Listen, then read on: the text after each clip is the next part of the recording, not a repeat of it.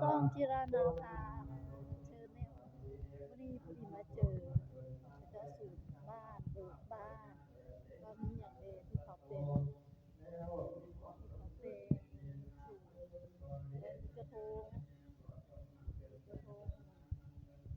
กระทงสามหนางัวกระทงหนางัวแล้วก็มีเนี่ยกระทงเก้าหอเก้าไส้กระทงสามมีของกระทงมีกระเบียดกระมามีกระเบียดกระมาคือ204ตามพุทธศาสนาเชิญท้าเวสเสปุญญาตายายดูคนเทียนมีคนมาหลายต่อเวียนหัวอาที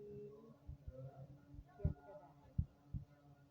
มีข้าวแดงข้าวดำทุกอายุที่ผู้ใดจะมาสู่คนเบิกบ้า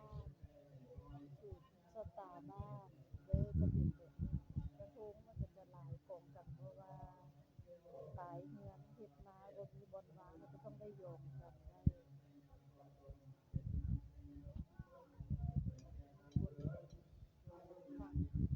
ฝ่ายประเทศนะคะเป็นจั่งใดต้องขึ้นไปเบิ่งเทิงอยู่ว่าอยู่เทิงเพิ่นจะหลายกว่าอยู่ลูกกำลังย่างขึ้นไป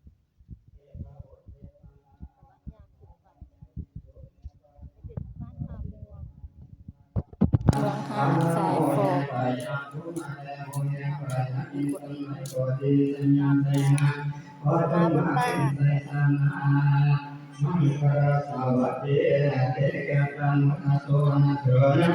มืองหาดสายฝอมาบนบ้านยังเท่าไปยังคนน้อยตนใหญ่ตนนาประเสริฐสัญญา